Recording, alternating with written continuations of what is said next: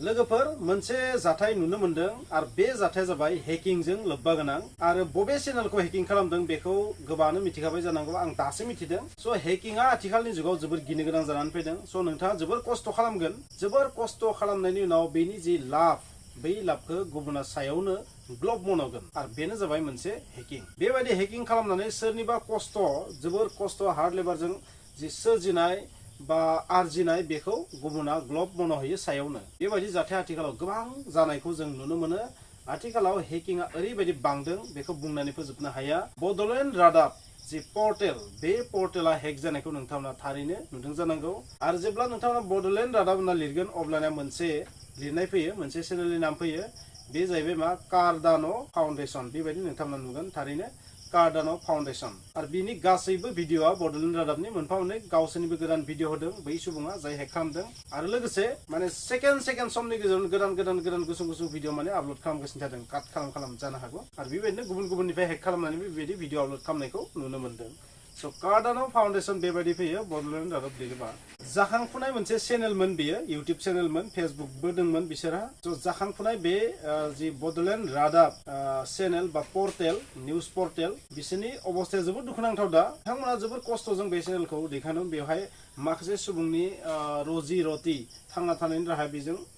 सरजाबनानै दङमोन नाथाय बे हेक जाबाय बे दुखुनांथाव मोनसे थासारि दासिम बेखौ रिकभार खालामनो हाथ'वाखै जों मिथिनायाव आरो बे जि चेनेलनि गासै जुदि A to Z डिटेल्स बेखौ कमप्लिटलि चेन्ज खालामनानै होदों डिसक्रिपसनाबो कमप्लिटलि जिर' आरो बेवहाय नोंथांमोना डिसक्रिपसनाव थांबा नुगोन USA लिरनाय फैयो लकेसना USA माने USA नि सोरबा सुबुङा बोथाय बेबायदि खालामदों खोमा बेबायदि बा जोंनि इण्डियानिनो सोरबा खालामनो हागौ नामखौ गुबुन लिरना होदों बेबायदिबो जानो हागौ स' हेकिंआ ओरैबायदि गिनलागा नोंथांमोना जुदि जोबोर खस्थ' खालामनानै माबा मोनसे चेनेल बा क्रिएट जिखुनु फेसबुक पेजआनो जा चेनेलानो जा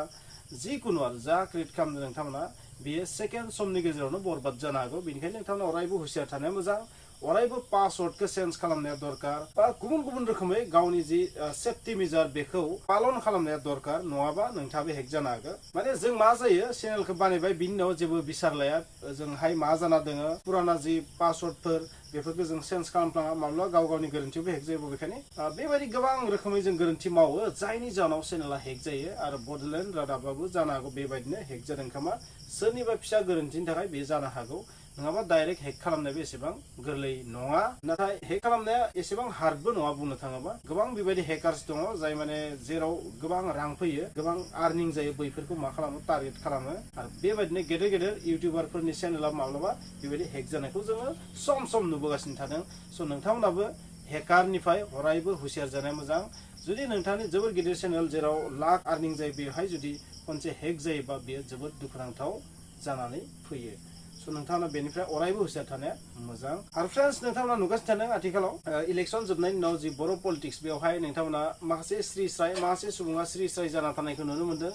जायफोरा इलेक्सननि सिगां जोबोर बाथ्रा बुङोमोन बै सुबुंफोरा दा जेबो बाथ्रा बुङिखौ जोङो बुंनांगोन आरो जेबो बुङाखौनो बुंनांगोन नाथाय मोनसे जेंनाया दाबो जोबाखै बे जाहैबाय मा जि बिटिआर गोजोन गोरोबथानि माखासे दफाफोर मावफुंनांगौमोन बे दासिम खिन्थु मावफुंजायाखै एनडिएफबिनि समस्या दिनैसिम क्लियार जायाखै रन्जन दैमारि बिथाङा दिनैसिम जेलनिफ्राय गगोरनांगौआ बे दासिम क्लियार जायाखै आरो बे मोनसे इस्युआ खिन्थु दासिम बयजोंबो रायखां जागासिनो थादों बिटिआर गोजोन गोरोबथानि सबसे गिदिर फेलारानो जाबाय एनडिएफबिफोरनि जि केस बेखौ सल्भ खालामनो हायि आं बेबायदि बुंगोन आरो दासिम दा थानाय सरकारा बेखौ सल्भ खालामनो हायाखै आरो बेखौ खिन्थु दा सरकाराव थानाय पार्टिनि अपोजिसनफोरा मा बुंगासिनो थादों आरो इलेक्सननि बाथ्रा बुङाखै न' दाउट नाथाय बै बाथ्राखौ बिथांमोना दाबो चान्स लागासिनो थादों मानोना नेक्स्ट आरो इलेक्सन फैगासिनो थादोंना बै इलेक्सनाव बेयो खामानि होगोन रन्जन दैमारि बिथाङा जेलनिफ्राय गगोरनांगौआ बेखौथ' समाजो खिन्थासिगोन दासिमथ' फेलानो होनना बुंनांगोन सरकारखौ नङा होमबा नाथाय बेयो इलेक्सननि पार्पस जानो थांगासिनो दं होननानै आं बुंगोन बेयो माइलेज लागोन सोरखौबा आरो बिथांमोनखौ जुदि जेलनिफ्राय बहननो हायोबा बेयो खिन्थु दा थानाय सरकारनि थाखायबो माइलेज जागोन आरो मोनसे रोखोमनि स' नोंथांमोननो आं मा बुंनो दासिम बे मोनसे बिथिङा मोनसे इस्यु जानानै थाबाय बिटिआर गोजोन गोरोबथानि मोनसे फेलार हिसाबै